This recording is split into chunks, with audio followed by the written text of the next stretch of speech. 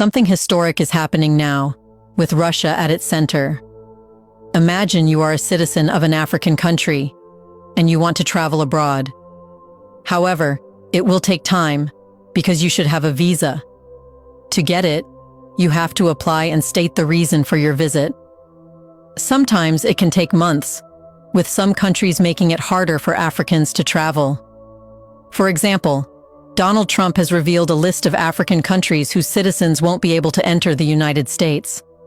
However, when it comes to Russia, President Vladimir Putin is removing borders. In a historic move, Putin has revealed he is working to ensure visa-free travel for Africans.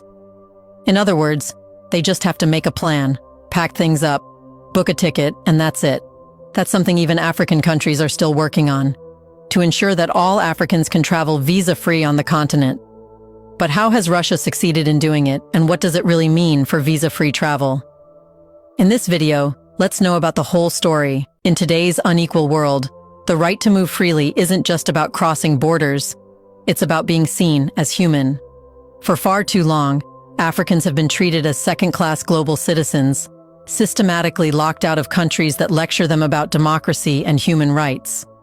The very same Western nations that looted Africa's wealth and dictated the rules of the global economy now build administrative walls so high that the average African needs to prove their entire life story just to attend a conference or visit family abroad. And this isn't just bureaucracy. It's racism in a visa stamp.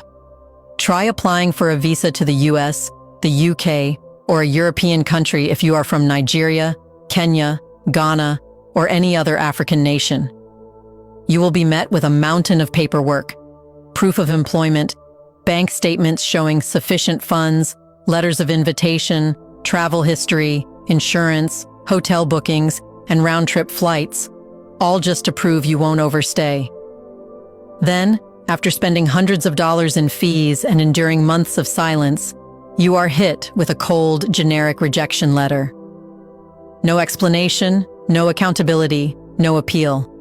Just a message that says, "We don't trust you, and we don't want you here."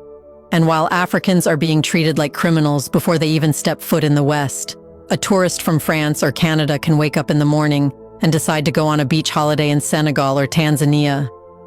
No visa, no questions, no suspicion. It's a grotesque double standard that's been normalized for decades. Westerners get open doors and smile.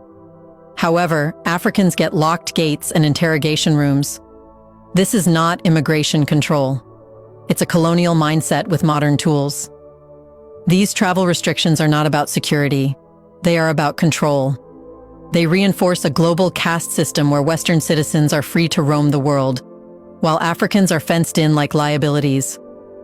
The West dictates who has access to opportunity, and it does so through a visa system designed to humiliate, frustrate, and exclude. It's power dressed up as paperwork. But things are changing. Africa is no longer waiting for a seat at the table. It's building new tables with partners who don't see the continent as a problem to fix, but as a people to respect. That partner is Russia.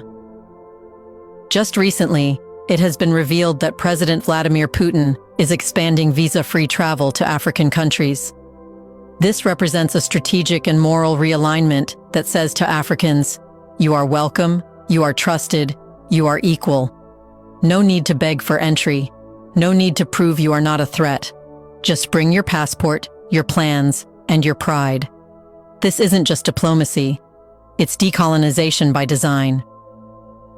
While Western countries tighten their borders and revive racist bans, Russia is doing something radically different, opening its doors.